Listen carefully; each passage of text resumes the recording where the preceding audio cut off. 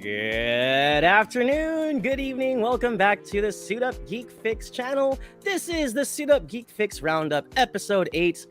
We are almost fully assembled. We got Amanda from the 6, Dibes from Philly, and I'm representing sunny California, slightly hungover. How you doing, Dibes?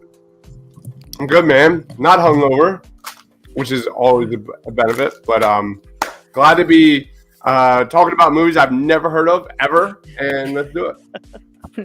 Oh yeah. How you doing, Amanda? I'm good. I've been working all day, but I just took a break outside, and now I'm here with you lovely people. So I'm excited. I'm glad you could take a break with your fellow Suit-Up Geeks. So yeah, let's get into it, folks. If you're just getting in, thank you for joining us. What's up, Christian?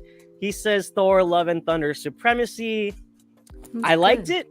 I don't know if I'm at that level yet, but I'm glad you liked it, Christian. If you're just joining us, this is the Suit-Up Geek Fix Roundup, Episode 8. We're going to break down the latest in film and TV news. We're going to watch some awesome trailers with you guys. One of them I'm reacting for the first time. It's one of my favorite filmmakers ever. Without further ado, let's get right into it. That's first on our docket, actually. Oh, nice. So Clerks 3 is finally here. I am a huge Kevin Smith fan, and I am going to be reacting to this trailer for the first time. I've been avoiding it. I was saving it for this. So please watch and enjoy with us.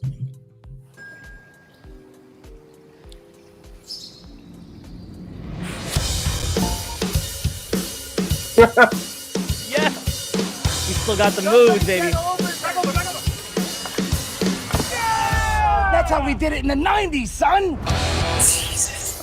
I can't catch my breath, man. Really? Should I try mouth stuff? What is this, a Tinder date? Get off of me. Oh, shit. Mr. Dante! I need an ambulance at the Quick Stop.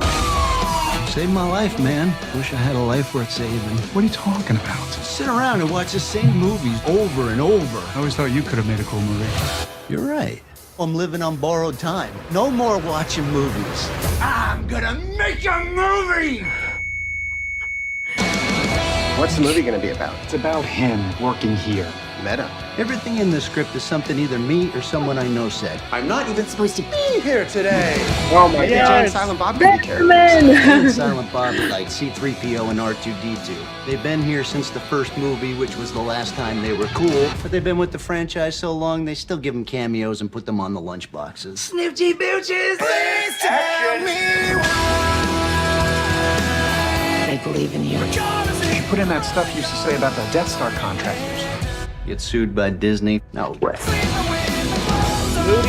Now that's what I call acting! Take off your pants. What the hell is this? I added a scene where you get shot. I'm not letting you kill me off in the third act. What if there's a sequel? A sequel? What am I, a hack?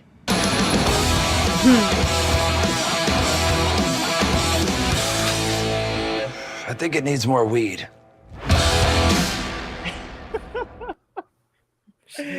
And as I was just explaining pre-show to Dives down here, I'm a huge Kevin Smith fan. This trailer speaks to me. This could be one of his finest films yet. I actually have a screenplay of Dogma. It's my favorite film of Kevin Smith's. I've been following the Jersey Boy for a long time, from Mallrats to Jay and Silent Bob Strike Back, and he's come a long way, ups and downs. He went into horror with Tusk and Red State. And I'm really proud of how far Kevin Smith has come. This looks like a culmination of pretty much his life's journey that started with Clerks off of like a $15,000 budget, and it made over $1 million. Kickstarted his career, kickstarted the careers of Ben Affleck, and he gave Ben Affleck some of his earliest roles, especially Mallrats. And I love Kevin Smith. I'm really excited for this. I'm gonna throw it right down to you, Dibes. What'd you think? Did the trailer sell you? I think it's a movie for Kevin Smith fans. I think that's everything I saw. There appears to be so much passion and nostalgia in this movie, from 90s references to Jay and Silent Bob to like that's what this movie's made for. I'm not one of those fans, unfortunately. I'm not the demographic here. But I respect, like, from the trailer, I could feel it. I could feel a ton of heart put into this thing, and that's for you, Loretto. That's definitely for you. So I'm not gonna rip it. It's just not for me. So it's just, that's definitely what I noticed was I think everyone that grew up with this kind of stuff is gonna watch that movie. Yeah, and as of someone when grew up like wanting to be a filmmaker, like Clerks is that miracle story that you just never hear of, where Kevin Smith made a movie with his friends at a convenience store that he worked at, maxed out credit cards and borrowed money and borrowed equipment just to make it. And it's just such a fun story that it seems like Clerks 3 is almost like a meta autobiographical like look at like what he did almost. So what about you, Amanda? Are you a Kevin Smith fan? You know what? Now that I think of it, I don't think I've ever watched one of his movies.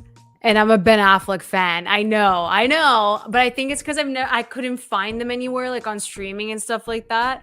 So I don't think I've like watched Dogma and Mallrats because I couldn't find them, and I would love to watch them. But this is making me watch the first, like making me want to watch the first one. So it's fun, and like Dive said, the nostalgia is there, and you know it's gonna hit for Kevin Smith fans, but like it could also make people like me go watch his stuff even before. So I think that's really important too. It came out at the right time, I think. So yeah, I may watch his stuff.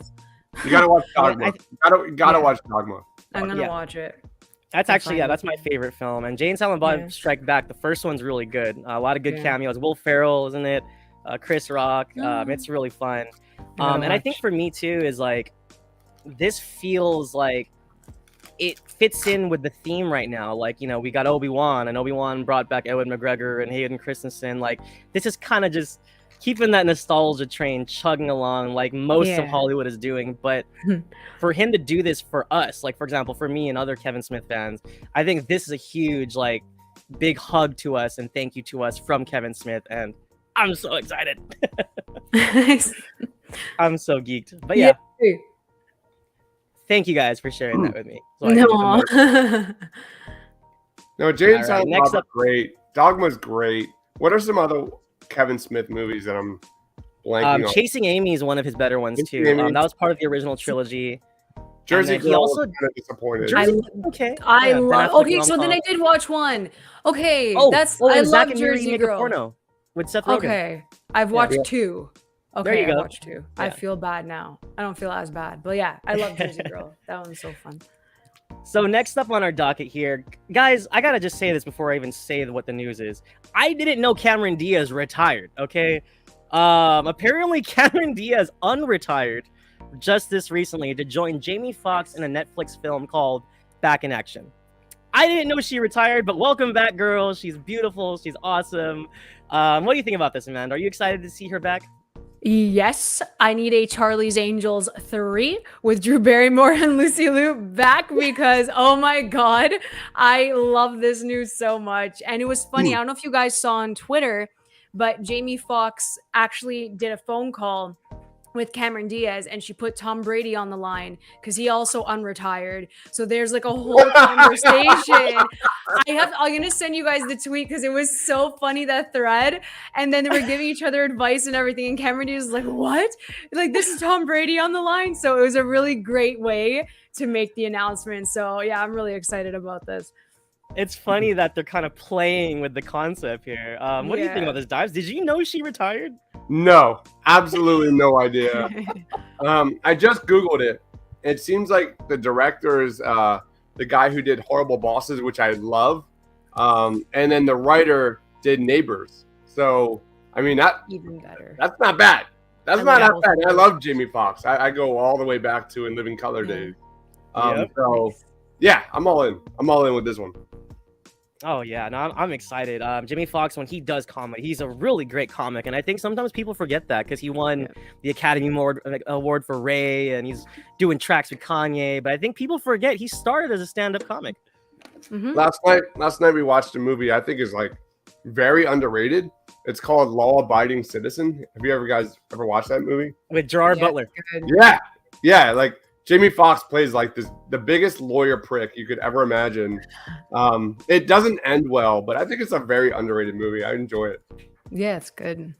Yeah, it had a really good twist there. I liked where it went. It totally subverted my expectations, but in a good way. But yeah, welcome back, Cameron Diaz, the lovely beauty. It's great to see her. And what's funny is now that I think about it, that's why she's been gone for so long.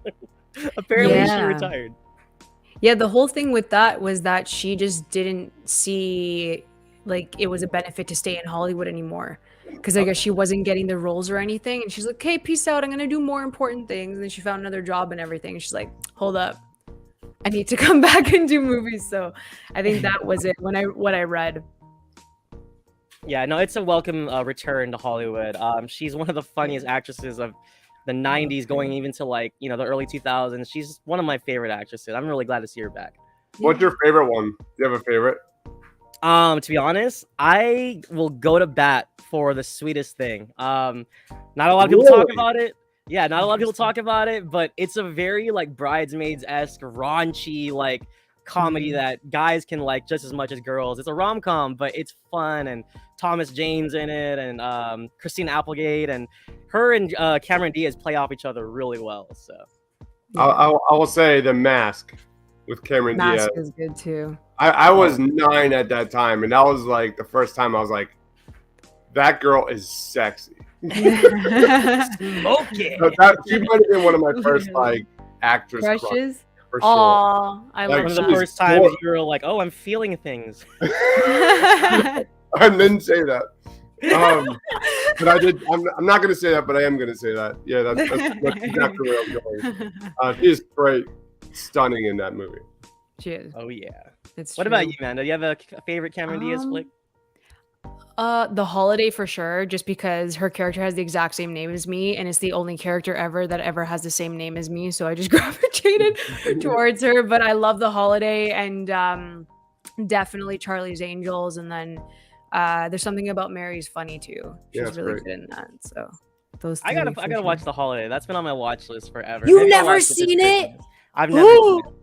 It's not, Dives. Hans Zimmer Dives is score. like- Dives. It's so it's, good. it's not for me. Maybe Loretta will like it. I think I did try and get through it. It was unbearable. All right, guys. So it is a geek channel, so we gotta have like, some geekness every once in a while here. So we gotta throw in some cape stuff, So Loki season 2 has begun filming in London. It's a very blurry, very grainy pic, but as you can see to the right, it looks like Mobius and Loki are on another mission. They look suited and booted with their little bow ties there to the right. And this was and is still my favorite MCU show on Disney Plus. I am super excited for Loki 2. I know Amanda is too. Jonathan Majors is a revelation as Kang the Conqueror, and I can't wait to see more. Sophie's great. Owen Wilson's great as Mobius. I'm super stoked. What about you, Amanda? Are you excited for this? And has this got you buzzing a little bit? Are you remembering how much fun we had? Hey, Caitlin. Hi, Caitlin. Yes, I'm excited, but at the same time, I am frustrated because I keep saying it every show. Anytime we talk about the MCU, Phase 4, we have no idea what's happening with it. I'm just getting really annoyed that they're not addressing like TVA in any of the other shows or in any of the films, and it's like very confusing for me. But I'm so excited. I really did enjoy the show. This is like my second favorite out of all of them, and I think it's the only series to really stick the landing in that finale. So yeah, I'm excited for Jonathan Majors. I think this would come out after Quantumania. Yes. Yeah. Right. It has to be. It has to be. So I think that's what's going to get me even more excited because we get to see another form of Kang in that one to lead into it. So yeah, I'm stoked.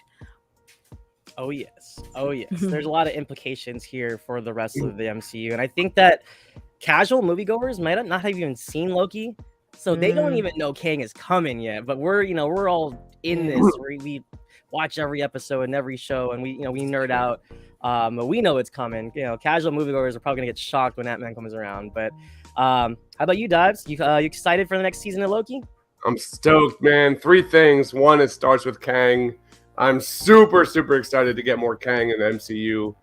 Number 2, I want more Loki and Sylvia romance. I thought those two were awesome parallels, and I want more and more and more of that. And 3, I want Mobius on a goddamn jet ski in season 2. If I don't get Mobius on a jet ski, just cancel the entire MCU. Mobius on a jet ski, lock it in. Just for that one.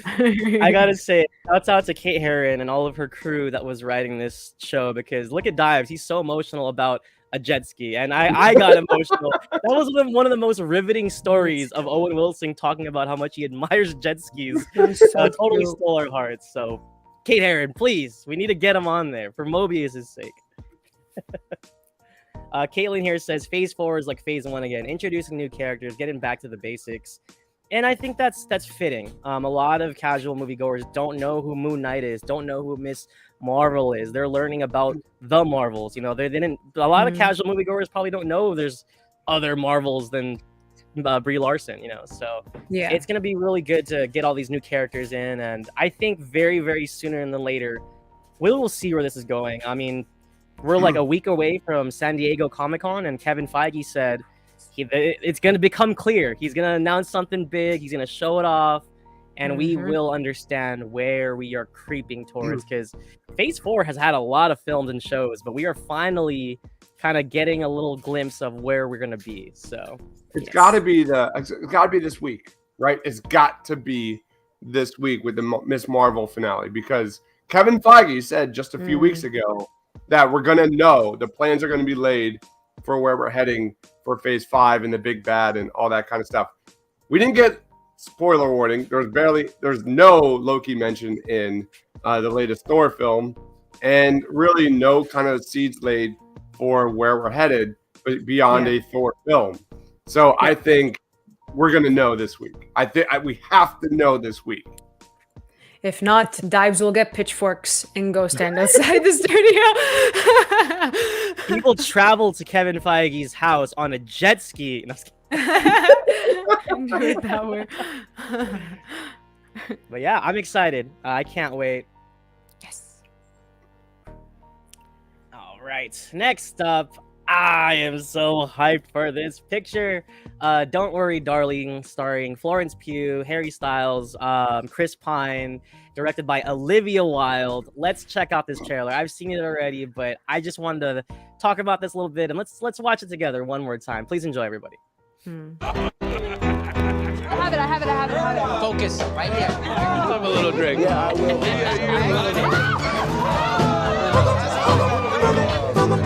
Now, baby, girl, can't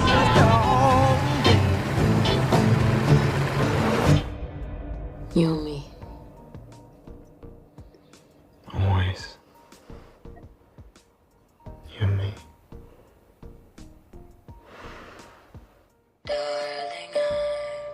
All of you wives. We men, we ask a lot. We ask for strength, food at home, a house cleaned, and discretion above all else. Boys and their toys. At least we know they're getting work done. Welcome to the Victory Project. We're all here because we believe in the mission. What are we doing? Changing the world. What are we doing? Changing the world. That's right. What do you think they're really doing out there? What do you mean? The one thing they ask of us is to stay here. Where it's safe. Do you even know what the Victory Project actually is? Have you ever asked? Do you? Please. What's actually happening? Stop it, Alice. What if this place is dangerous? What if... No. Jack, it's okay. I'm curious to hear where she's going with this.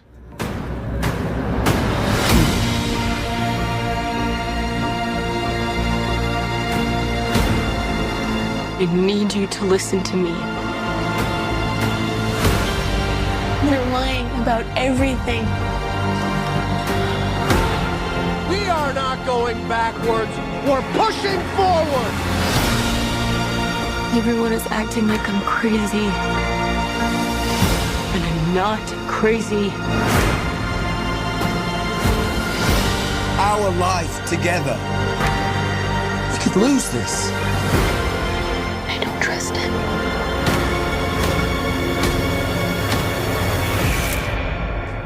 And I don't want to be here anymore.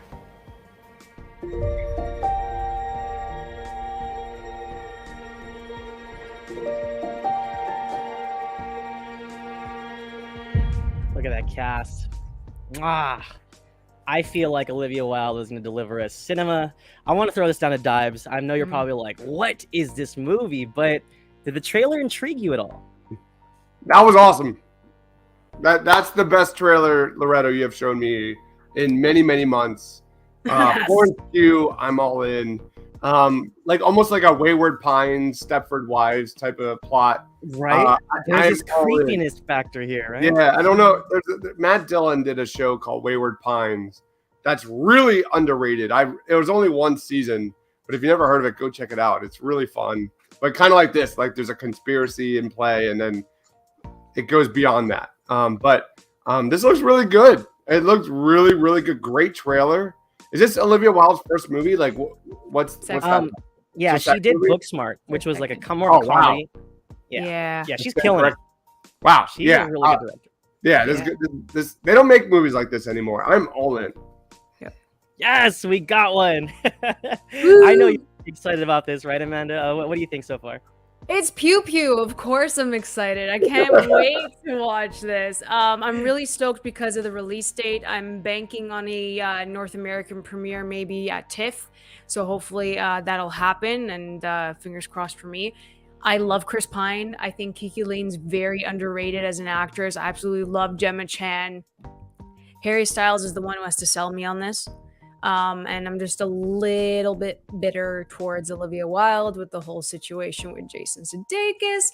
But anyways, this movie looks absolutely stellar. And Florence hopefully gets on that Oscar season campaign because she looks like she's going to kill this movie. So I'm excited.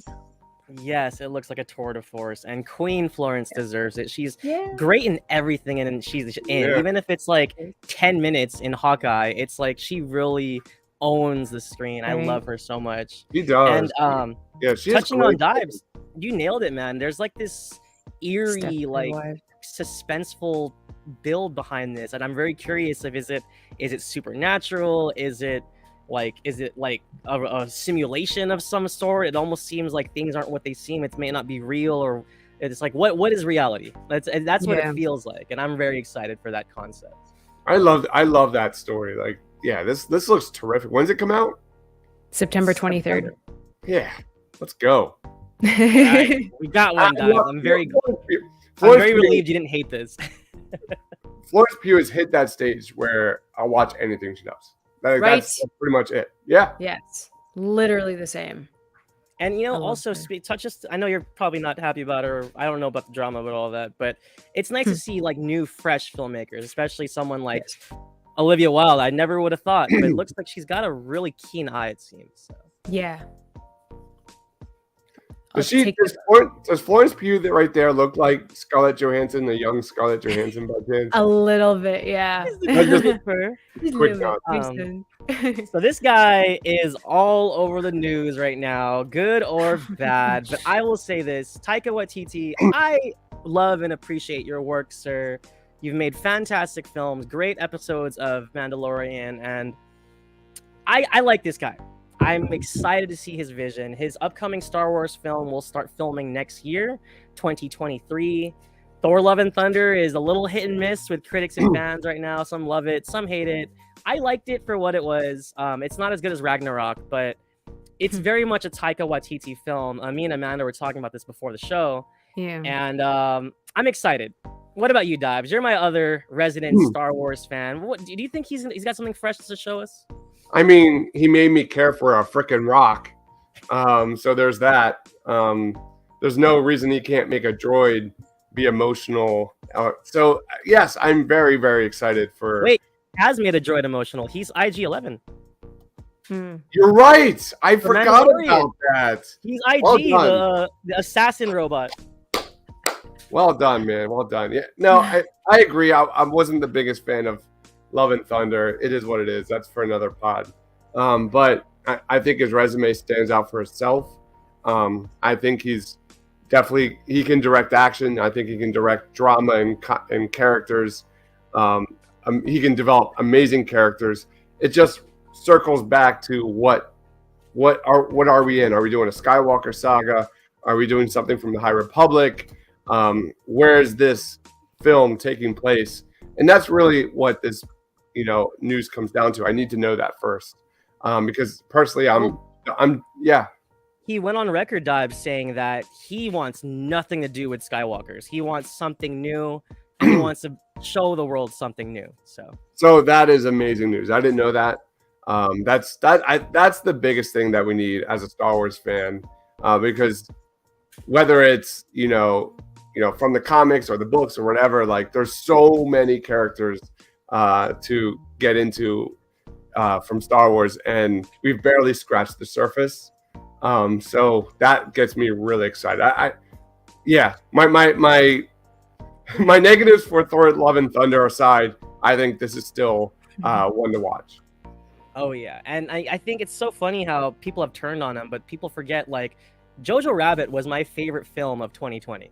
Like, that year, that was my favorite film, and I loved it so much, and Twitter was adoring him. And then all of a sudden, it's just so funny how they turn, right? But how about you, Amanda? Are you excited for his upcoming Star Wars film?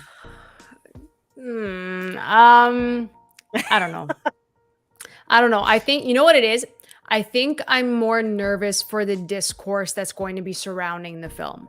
I think that's what I'm kind of like, I think that's what I'm more worried about, and I'm getting it kind of mixed up with my feelings towards him as a director and a filmmaker. If they're going to avoid the Skywalker storyline, that entire thing, I think that they have the potential to make something really original and unique here, and who better to be in the director's chair than Taika Waititi. So I think that it's good for that part and something new and refreshing, but that discourse, holy Lord, do I not even want to be just around that at all, even leading up to that movie, because they're not going to stop. Yeah, I think Amanda's completely on point with that. Like, I'm not on Twitter much, but the last week has been insufferable with all the Marvel hate. Love and Thunder is not a great film, but it's not a bad film. It doesn't deserve this much negativity going all over social media. I think, Amanda, you're 100% right. And actually, I'm paraphrasing, of course. I don't know the quote verbatim, but Dive, this is actually pretty funny. Taika went on record saying something along the lines like, it would be a disservice to fans if in his movie you saw Chewie's grandfather or something. Like that just, it's a cheap, way to get real nostalgia, but he wants no part of that. So it's going to be a fresh story, and I'm excited to see it. I'm good with that. Let's go. Is it just one film? Do you know if it's going to be like a series? Is there any news supposedly it's going to be his own set of films. Supposedly. Yeah. Whatever happened to Rian Johnson's Star Wars? Yeah, that's the thing. I don't know if that's still cooking. I hope it is, because he's great. Me too. I think that's back burner because of the whole Knives Out sequel. I don't think he had intentions to make a Knives Out sequel, and then he kind of put the Star Wars at the back burner for whatever situation happened, and then that's why we got a Knives Out sequel, I think. And also, I think we're probably going to get a lot more news coming up at San Diego Comic-Con as well. Yeah. I'm sure they'll announce something. The Star Wars has a lot of stuff cooking, so. Yeah. On our next bit of news here, I'm sure you'll appreciate this, Amanda. Julius Ona has been tapped to direct Captain America 4. He's most notably directed the Cloverfield Paradox, which I haven't seen, but it's got mixed reviews. At the same time, though, I do want to see his other films. He has other indie films that I'm curious about. I'm sure Marvel's track record, it speaks for itself. They pick guys that they trust, and especially indie film directors that they trust. So I'm very curious how this is going to turn out. I know you're a big Sam Wilson, Anthony Mackie fan, Amanda. So are you excited about this news? Oh, I'm so stoked. The other film that I've watched from Julius Ona is Loose, with Kelvin Harrison Jr., Naomi Watts, Tim Roth, and Octavia Spencer. Stacked cast. Wow. That's the first time that I saw Kelvin Harrison Jr. He completely knocked it out of the park. The film's a bit slow, but there's promise with Julius Ona, and I'm really excited that they also got a Black director to direct Captain America 4. I think that's really important. Similar to Ryan Coogler taking on Black Panther story. I think to give these voices and amplify it. With Black voices behind the camera as well. I think it's really important. So I'm excited. I think the whole discourse surrounding Captain America 4 was a bit nuts over the past 4 days, but He's an indie director. He's going to do well. Just because he did the Cloverfield Paradox doesn't mean that he has a skill set that can be applied to other films. So I think that people need to kind of like get out of that mindset too. If you haven't heard of a filmmaker, doesn't mean he's necessarily bad, or he has like a filmography that's not like well known, or Rotten Tomatoes score not that great. Like, it's all about the writing, the material, and what he can add to it. So I'm so happy that we're even getting a Captain America 4. So I'm ecstatic with any news that I get. Hell yeah. No, honestly, I'm curious. What was the name of that film? Loose. That you saw? Loose? Luce. Like Loose. Yeah. Okay. I'm gonna check that out. Tim Roth, Octavia Spencer. That sounds fantastic. Yeah. What about you, Dibes? I know you're probably not familiar with the guy, but are you excited for Captain America 4? I am, of course I am. Yeah, like I didn't like the show, of course, but I thought it started well. It ended really bad. But for me, like this movie, Captain America 4, has to go back to its roots, like the Winter Soldier, the political spy thriller. That's where I need to see Sam Wilson. I need to see that. That's how you cement this franchise moving forward. I don't want to see like giant like Civil War type of film. Like I would love to see a toned down Captain America 4 film dealing with like the Red Skull's daughter, and there's a whole like a lot of espionage going on. Like that's where I think this could find its footing. I fully support. Dibes, you have to write the screenplay. I need this to happen. I'm sure Sharon Carter will be in there somewhere. Oh yeah. Yeah. That would be. And that's another thing too. I don't think, especially with us not really knowing where Phase 4 is officially going, it's very curious where this film, because we don't really have any details other than this director. So it's gonna be very curious what takes place. What was his little droid called? Drone. Oh, it was his Red Wing. bird, because they changed it from the comics. Redbird? Yeah, Red Wing. Red Wing. There it is. He's already got like an espionage type of droid to go in the air and spy on some shit. So I think that's where the roots of this have to go. Like that's where it's going to sell fans. Oh, for sure. So one of our regulars here has a bit of insight. So let's check this out. Caitlin says, Falcon the Winter Soldier was a bit ruined by rewrites and the coronavirus. Sam and Bucky's friendship and the main theme were great. Flag Smashers and Power Broker were meh. Well said, Caitlin. That's exactly how I felt. It felt... Totally agree. It felt jumbled. It felt like all over the place. We got Zemo for 2 seconds and then he's gone. We got Wakanda for like an episode and then it was gone. It didn't have like a tight narrative, I think. But it had some good concepts for sure. Yep. Agreed. I still love it. I'm sorry.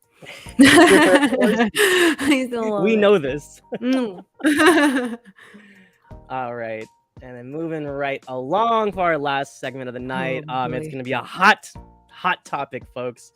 Me and Amanda have a lot of things to say. But without further ado, if you haven't seen this yet, check out the official trailer for Amsterdam with us. Harold, I don't know what you think you're doing. Excuse me. Hello. Got a dead white man in a box. Not even a casket. Doesn't even have a top on it. In a pine box of old wood. Who do you think's gonna get in trouble here? Do me a favor. Try to be optimistic. You don't get here without things starting a long time ago. So, two soldiers and a nurse found ourselves in Amsterdam.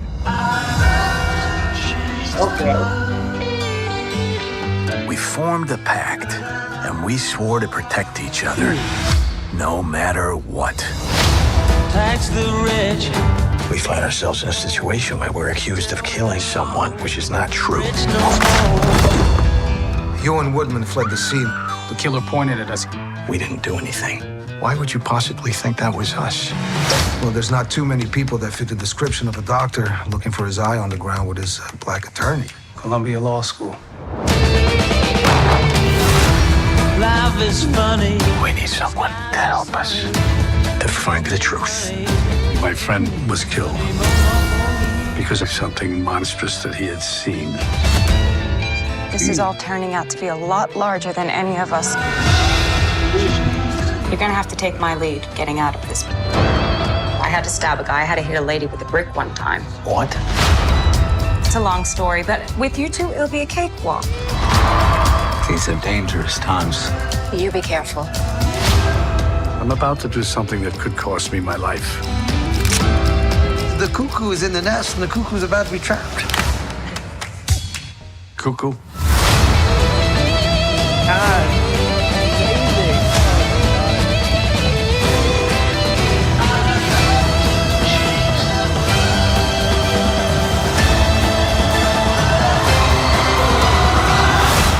This is one of the finest innovations from Zurich. It removes all pain. Guys like me, we have to turn to booze, the morphine, and that can lead to addiction. Oh, that's fast. That is advanced.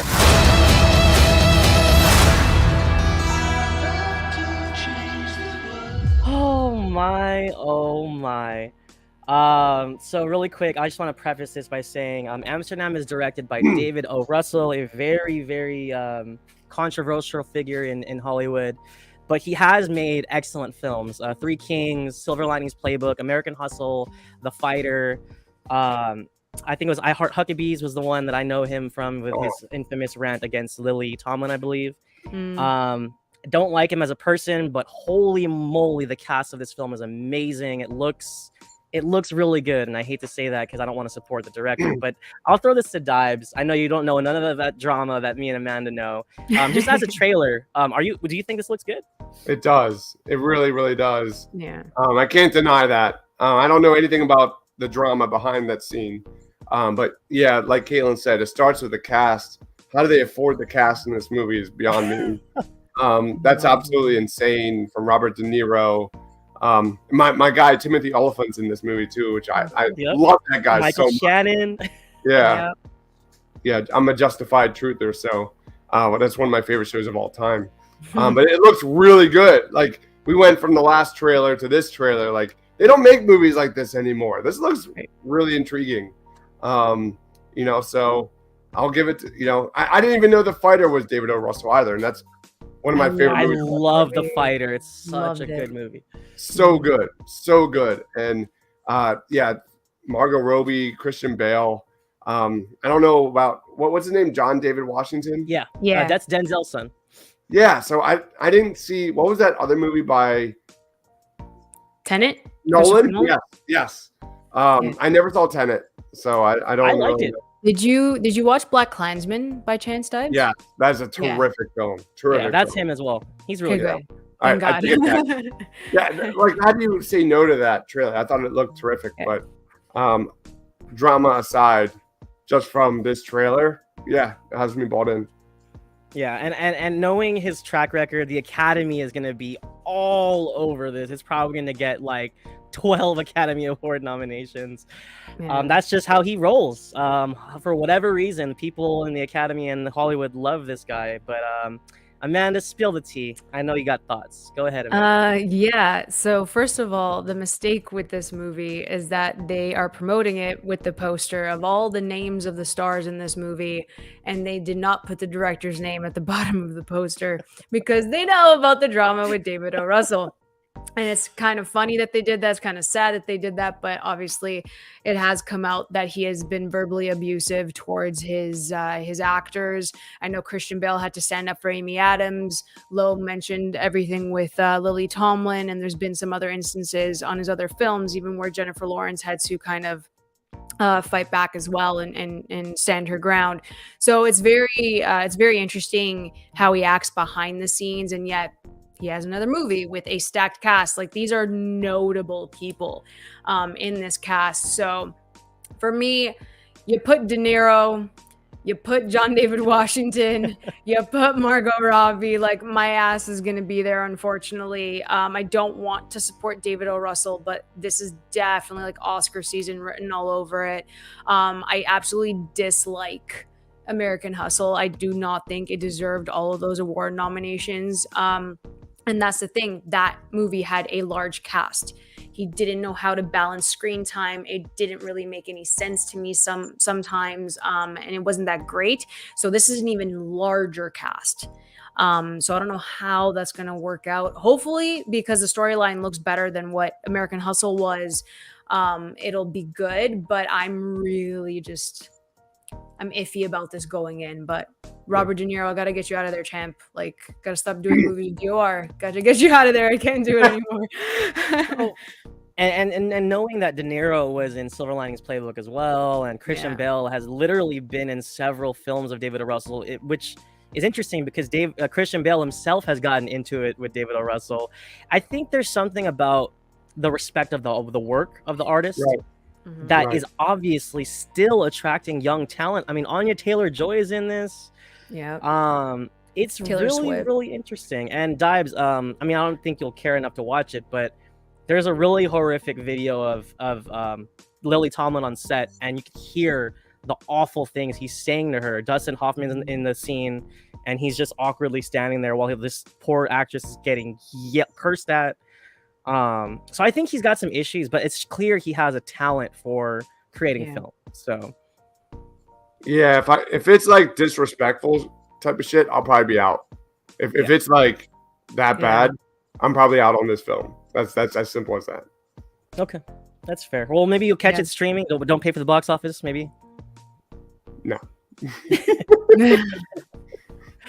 So yeah, it's really tough. As a film fan, it's hard to not be excited but also upset with how good this looks. So yeah, Christian Spikes. On top of it, it's like, look at every single person that's working with him in this movie, knowing all of that on top of it. Like, not that I want to put negativity even like out there further, but that goes with like everything in Hollywood. But that's besides the point. That's a whole other podcast. I don't have to get into it. Yeah, I mean, it's true.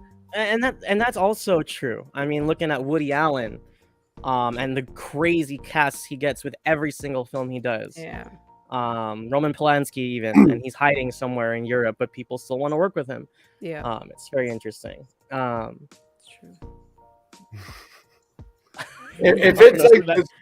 if it's like disrespectful to like women and stuff, like I don't even know if I want to watch that clip. Well, no, I mean it's not so much a woman thing. It's just that he just literally disrespects Lily Tomlin as a person, and I couldn't believe it. Like from that moment on, I was like, yeah, fuck this guy. Like, and wasn't there? You said there was another one. It was so there's one on Three Kings. George Clooney almost got into a fist fight with him over. He was protecting one of the. I think it was someone on set, and George Clooney had his fist balled, like he was ready to fight David O. Russell. Yeah. No, that's not my style. I take it back. Reverse. I'm out. Yeah, it's hard, man. It's really tough. But, we'll see. It's going to get a lot of buzz. It's probably going to be very popular come awards season. So it will. Yes. So, yeah, that about wraps up our roundup today. It was a really fun show, really fun time. Lots of great trailers. We got Dives excited for some of these. Yeah. And then unexcited with news. Oh, the Don't Worry, Darling trailer was awesome. That was the winner of the day. Easily the winner. I'm so glad you liked it, because that one, it's not totally new, but it's been showing in front of Top Gun and Thor. I never heard of it. That. Never heard of it. Oh, really? So wait, so you didn't see that trailer before Top Gun? Well, we know why. I can't. We